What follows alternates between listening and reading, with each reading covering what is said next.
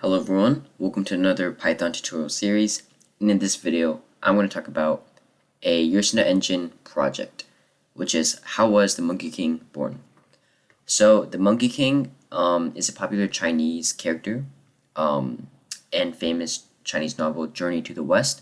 A lot of movies, TV shows, animes, and games are made based on it.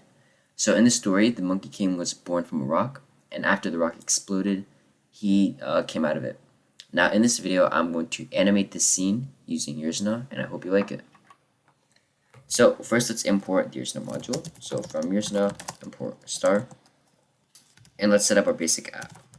So app is equal to Ursina, and then app.run. Now what we could do is create a rock entity and a Monkey King entity.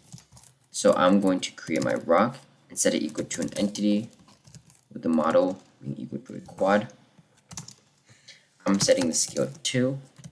I'm going to set the position equal to 0, -1, -0.5. And lastly, I'm going to set a texture. And this texture is in my computer and it's in my assets folder, and it's rock PNG. So it's just an image of a rock. Now I'm going to create an entity of the Monkey King. So mk is equal to a new entity. I'm going to set the model equal to quad. Set the position equal to 0, -1.7, 10, and then set the texture equal to a Monkey King image in my assets folder. So monkeyking.png. And so if I save and run this, we won't be able to see the Monkey King right now because it is blocked by the rock. So you could think of it as the Monkey King is behind the rock right now. So now let's create an input function and add in user input. So to create an input function, I could just define a normal function. So define input and then have a parameter of key. Now I want to check if the space key is pressed, and what that will do is initiate a sequence of explosion images that will be animated. And when this happens, the rock entity will be destroyed. So I want to check if the key is space. So if the space key is pressed, I'm going to have an animation, and this animation is my assets folder, and it's an explosion. I'm going to set the position equal to 0, -1. So 0 on the x-axis, -1 on the y-axis. Set the scale equal to 3,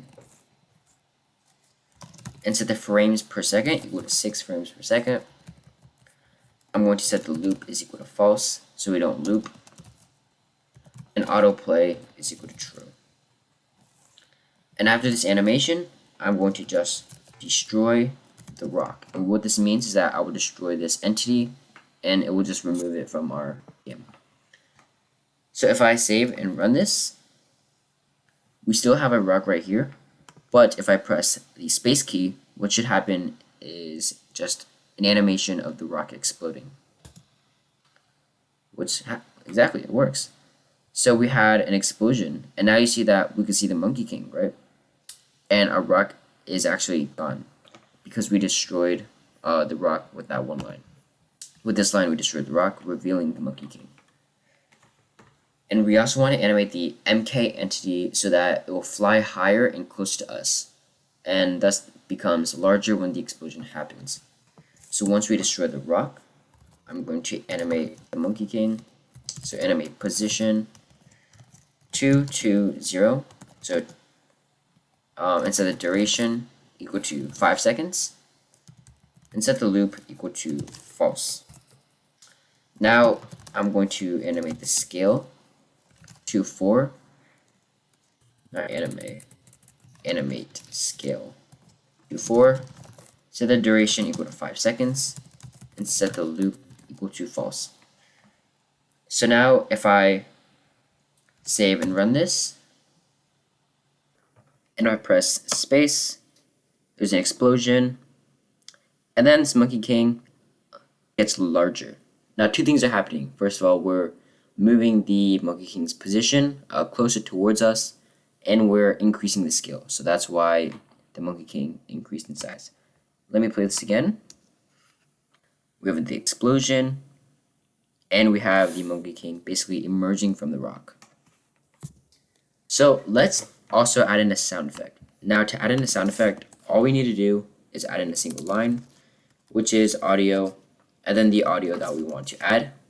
And in my case, I'm going to add an explosion effect, and it is an MP3 that I have. And so if I save and run this, I press space, you would have heard that explosion, and now we have the animation. Let's play that again. So reload code, I press space, and there we have it. So this is the end of this video. Thank you for watching, and I will see you guys next time.